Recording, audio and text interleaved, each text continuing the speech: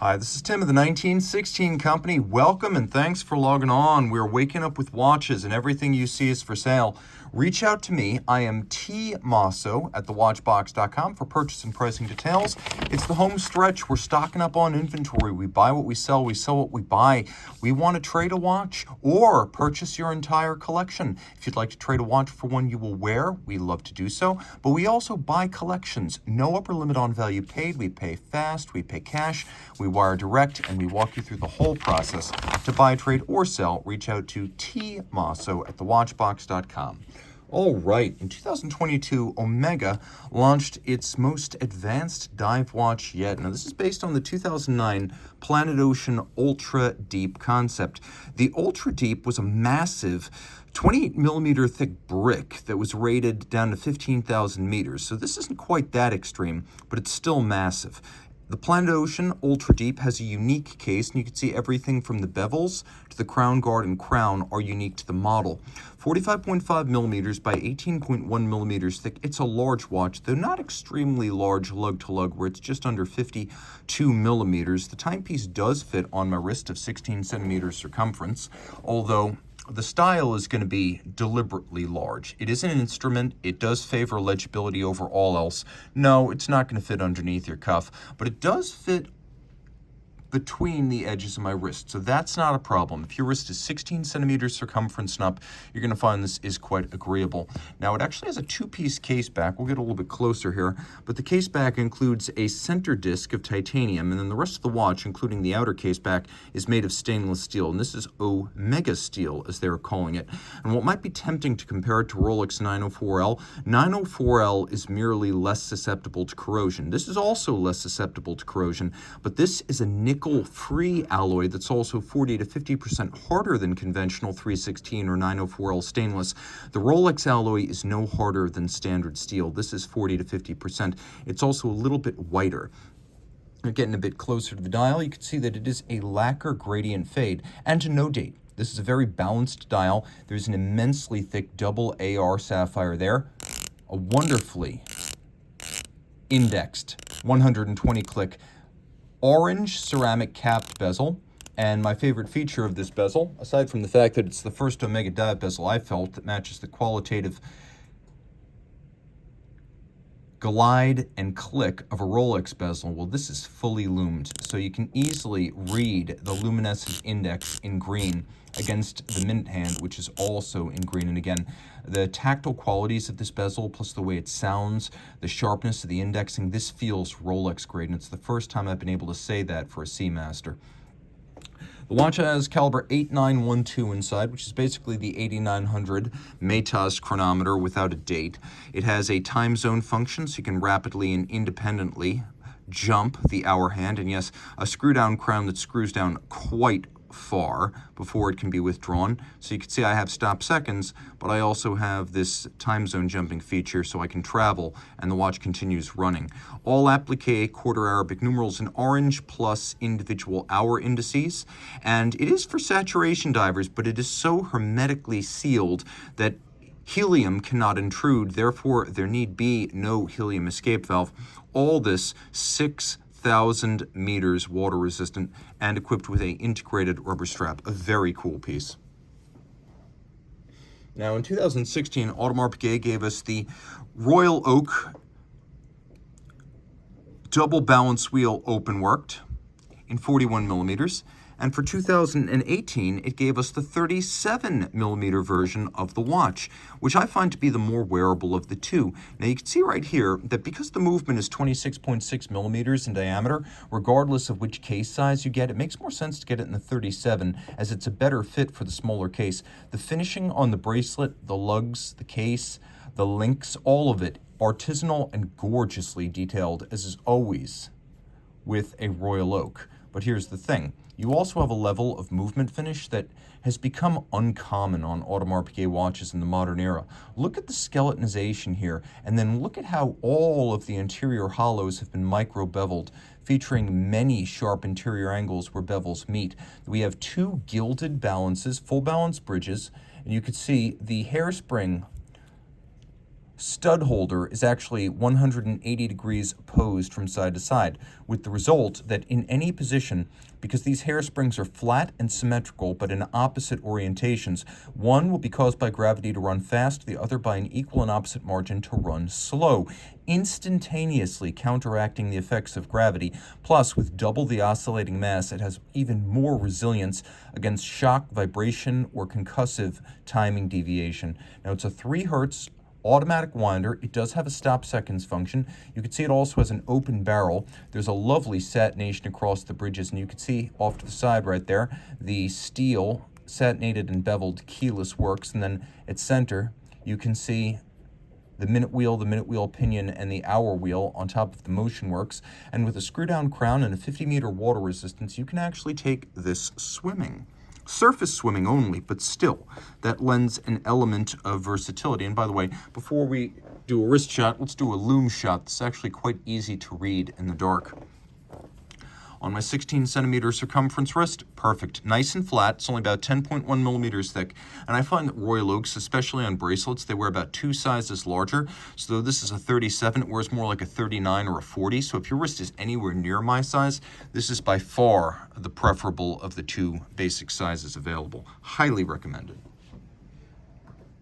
Sticking with full bracelet sports watches now, let's travel to Geneva and Patek Philippe with the 5712, a watch that is very similar to a 5711 in terms of how it fits and wears.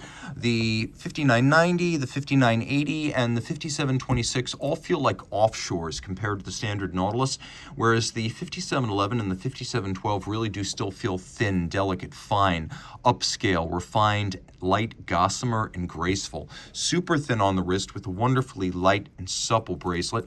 This is as exquisitely finished in terms of metalwork as the Royal Oak you just saw, but it has some elements to endear it to fans of complication. So getting a little bit closer to the dial, which we will do now, you can see that it features a combination of a gradient fade, light blue at the center, darker at the edge, white gold hands, white gold indices. We have a pointer style date, a coaxial Moonphase, 48-hour power reserve indicator. All this with a screw down crown, 60 meters water resistant. Turn the light off. There's plenty of lume, no shortage there. And then on the case back, you can see it has a caliber 240 micro rotor automatic with 48-hour reserve, a 6-position adjustment, anti-magnetic silicone hairspring, 22 karat gold micro rotor. The advantage of that being the movement is as thin as a manual with the open case back vista to appreciate the view that you would find on a manual, but it has the convenience of an automatic system. These movements are rated to run no worse than -3 + 2 seconds per day from the factory, and they're beautifully finished. Okay, something a little bit different now. We're going to take a look at a watch made by a Finnish watchmaker operating out of, I believe, Leloke, Switzerland. Torsti Laine, or Laine, as it's pronounced correctly in Finnish, is a manufacturer of very simple and beautiful watches. So the Laine G3 that you see right here, he has created a watch that's 40.5 millimeters in diameter in steel with an exquisite guilloche dial that has applied blued Breguet Arabic numerals, hands to match. There is a grand dorge or barleycorn pattern at center. We have vague or wave down in the small seconds. Look a little bit closer and you can see there's this raised relieved satinated bezel that frames the inner dial in the small seconds. We have satination with drillings for the minutes and the hours outboard, and then a lovely frosted base. The watch features a case that is triple finished with media blast, satin, and polish, again 40.5 millimeters. And the watch has a movement that's based on a 6498, but all the bridges and plates are created in-house. 50-hour power reserve, manual wind, 2.5 hertz beat rate. Now you can see the best features here are the custom-made stainless steel cocks for the escape wheel and the balance, which you can see have been satinated across their top and then broadly mirror beveled on their sides. And I often talk about interior angles where 2 bevels meet in a sharp inward crease, but exterior angles are also important where 2 bevels meet in a sharp point. So we've got 1, we've got 2.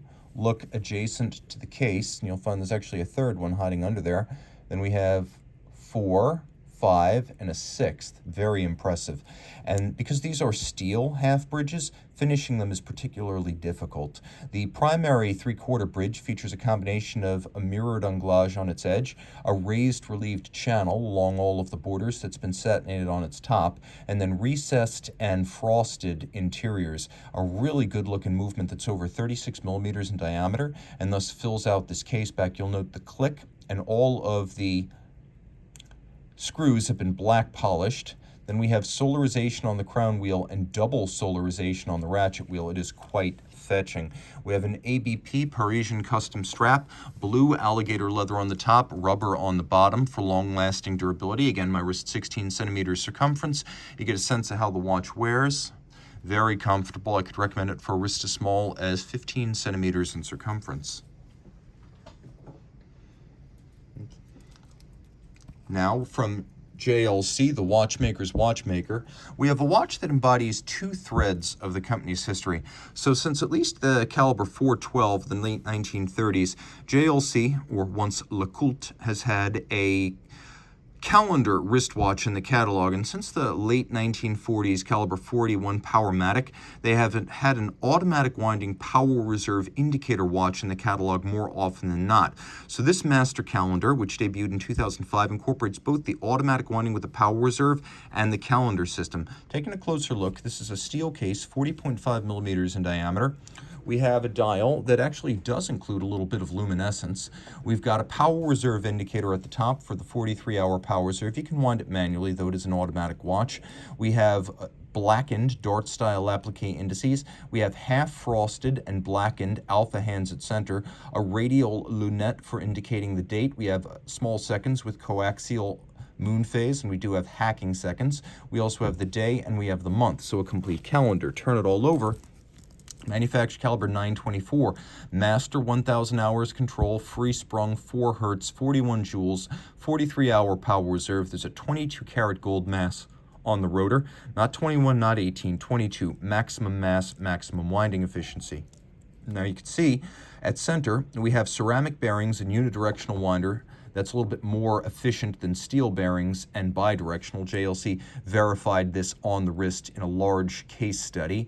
We have circular Côte de Genève on rotor and bridges, plus fire blued screws. It is a very attractive movement. You can remove the strap from the case using these pull tab spring bars, but this watch actually features a later JLC strap. It must have been sold after the cessation of production of this model in 2012, because this has the 2nd generation JLC double deployment clasp with the push button quick release, which is a nice feature to have since you can remove the strap from the case with the pull tabs, and then you can remove the strap from the buckle with this push button, so you can really strap swap without any kind of tools. Let's throw this watch on my wrist, get a sense of its fit. It features a case that was common on the master dress watches and the master compressor sports watches back during the 2000s and the early 2010s. And it's got a lot of presence and it's got a lot of personality. It's got a nice balanced cruciform symmetry to the dial that's a little bit uncommon. And it doesn't really look like the master calendars before or the master calendars that have come out since. This was a very individualist reference that ran from 2005 to 2012. Okay. So here's a fun watch that was launched in 2002 by Denis Flageolet of de Bethune, compared to the very traditional Breguet-inspired DB1 chronograph. You have this mechanically similar and dimensionally identical DB8. Now, if you're familiar with the new DB8 with the word 8 spelled out, that was inspired by this. Now, this was supposed to be a more forward-looking contemporary watch than the DB1. The DB1 featured Roman numerals. It featured a 30-minute chronograph display. It featured Breguet-style hands. Here we have a more modern-looking dial. We do have a rosette guilloche at center, but we have Arabic numerals vertically arrayed. We have leaf-style hands. We have this 45-minute timer, which legend has it was suitable for timing 1/2 of a football match. And you can see that we've got this lovely 42mm DB1 style case with a crown that is also a coaxial mono pusher. An absolute pleasure to operate. And you can see that the watch right here features classical mono pusher action, which means when you stop, you must restart. Now, it also has a nice slow cadence, 3 hertz, which is why this exceptionally long chronograph seconds hand has a sort of a loping gait to it. Now, taking a quick look, you can see how thin it is. It has the cabochon style lugs, the ogival, characteristic of these early DB cases. It is conventionally round, and a lot of folks who don't like later avant-garde de Bethune designs really like these early models. The screws in the case back are white gold because mechanically that's the hardest gold. This is a rose gold watch, and every version of the DB8 combined only adds up to 26 watches in white, rose, and yellow gold. So these are exceptionally rare. Inside is a column wheel manual wind 40-hour oscillating pinion chronograph caliber developed by Denis Flageolet and F.P. Journe when they were partners in a company called THA back in the 90s. You'll be familiar with this movement from the Cartier Tortu monopusher. It is mechanically similar, though the version inside this de Bethune is regulated and finished to a much higher grade. Also, these early de Bethune watches, because of their relatively short cropped lugs and conventional round cases, although they're large and saucer-like, they wear well on a small wrist, and they always fit underneath the cuff. So if you love de Bethune, but not necessarily the design direction the company has taken, this is definitely the way to get into the brand with something that is a slam dunk store of value going forward, and also thoroughly unlike the current models. This is great for a collector of Journe, Voutilainen, Dufour, Lange, Moser. If you have more traditional tastes in your independence, but you still want to get into DB, this is the way to do it.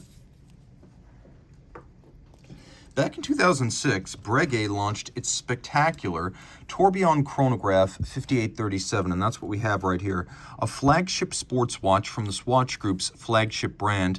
It's 42 millimeters in diameter in rose gold.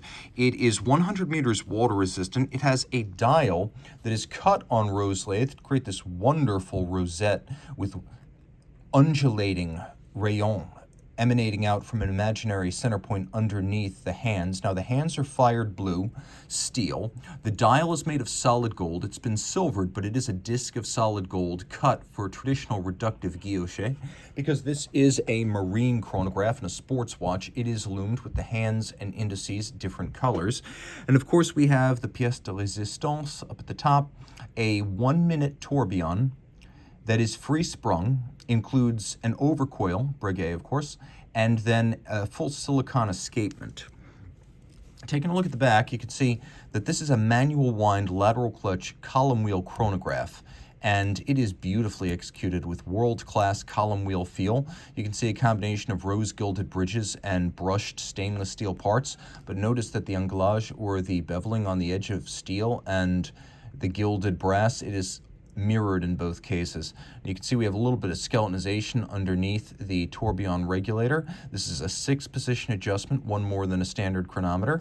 And you can see it refers to the date that Breguet created and patented the tourbillon. He created it in the late 18th century, but he patented it on June 26, 1801, and that is how that is written out in the Republican calendar of the period. It's a 50-hour manual wind power reserve, and it's a real pleasure to wear. Full rubber strap and a buckle. You can take this swimming, you can take this anywhere, and it's an absolute pleasure to enjoy something so fine, knowing that it originally cost over $160,000, and today it's going to be less than a third of that from Breguet, a brand with real history and a redoubtable amount of money behind it to ensure that, unlike some boutique independents today, there will always be expertise, parts, and service available for this watch. A very special piece, launched in 2006, updated consistently since with silicon technology over time, and this is one of the latest examples.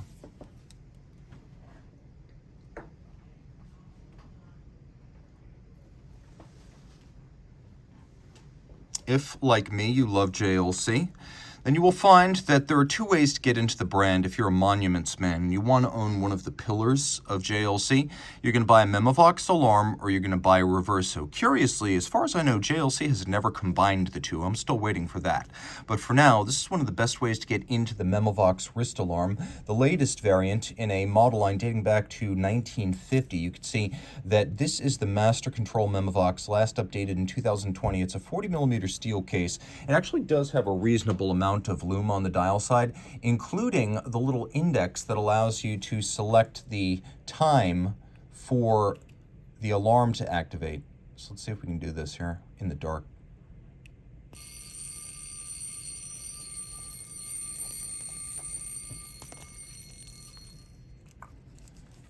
And you can see on the back, there's a little striker that's visible.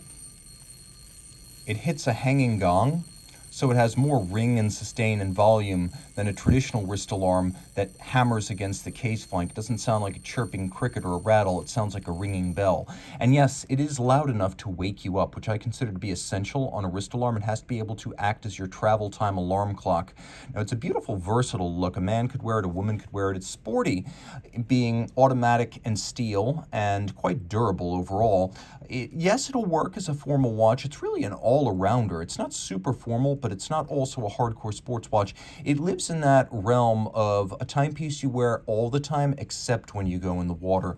On the back, manufactured caliber 956, it has hacking seconds, a quick set date, a beautiful blued screws, linear Cote de Genève, rose gold rotor, free sprung balance, 4 hertz beat rate, again, 45-hour power reserve, master control, 1,000-hour, fully assembled watch test, and the timing tolerance for these is about -1 + 6 seconds per day, so a little bit better than COSC. That's an impressive and fun way to own a JLC. But sister company, Lange und Söhne, takes the cake with the most elaborate watch you'll see today. This is 41.5 millimeters in white gold, a limited edition from 2019 of only 100 pieces, the Lange und Söhne Datograph Perpetual Tourbillon. Now, whereas most Lange dials are galvanized sterling silver, when you see this rose gold color on a Lange dial, that means it is in fact solid rose gold. We have a power reserve indicator up at 10 o'clock that measures the power reserve manual wind of 50 hours.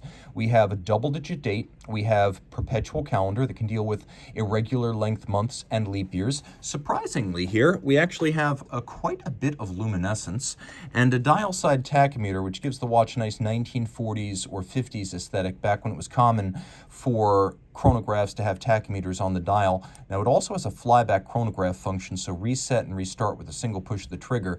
At Lange, Moonphases have an adjustment interval of once every 122 years, and they're made of solid gold. And the watch has a clever system for adjusting it. Let's say it stops for 4 days. Well, you wind it up, you set the time, you pull the crown out, then you press this little indexing button that jumps everything, the day, the date, the month, the moon phase. Press it 4 times, 1, 2, 3, 4, to catch up with the current calendar, so you don't have to reset everything independently. And of course, notice what I did there? I pulled the crown and the seconds hand stopped, because this is a rare example of a tourbillon that has hacking seconds. We have a historically inspired tourbillon carriage design here. You can see it features a black polished, skeletonized, and immaculately finished steel cap to the half bridge, which is also freehand engraved at its root. We have a column wheel lateral clutch chrono that is absolutely to die for. Look at all the black polished steel parts that are turning black as I tilt this through the light. Then all of the gold hued bridges and plates, those are German silver and nickel copper zinc alloy, with the copper giving into that golden hue. Look at the presence of both polished and fire blued screws. You've got them both. The anglage on both steel and German silver is world class. We have stripes. We have engine turning. You could appreciate satination on all of the wheels, and little golden chaton fixed by screws, a nod to the pocket watch era when that sort of pivot jewel would be pressed into a precision gold cup, which would then be pressed into the bridge or the plate, a two-step process born of necessity, since at the time, in the 19th, 18th, and early 20th century, it was often difficult to precisely press a jewel into a bridge. You can also appreciate that the capstone to the tourbillon is a genuine brilliant cut diamond, and then there's an overcoil hairspring on a free-sprung architecture. It is a very special watch. It comes with a luxurious full deployant clasp, and you can see it has some features that are not common on Lange clasps, including twin trigger release, and to make sure the strap doesn't pull through, it even has a little clasping mechanism with ceramic spring-loaded pin snaps, so when you pull the strap through, you lock it in place so it can't pull through the clasp and result in dropping your watch. And unlike most Lange watches, which don't even have a deploying clasp, this one has a deploying clasp. It has the locking system, and it has a twin trigger release system for extra security when it's on the wrist. Now I will show you the watch when it's on my wrist, and you'll get a better sense of how it fits. At 41.5 millimeters, I can recommend this watch for a wrist of 15 centimeters circumference or larger. It's not particularly thin, but it has an incredible heft and a reassuring solidity about it. It reminds you it's there, and that's a good thing. If you like the watches you see here, reach out to me. I am tmosso at thewatchbox.com for purchase and pricing details.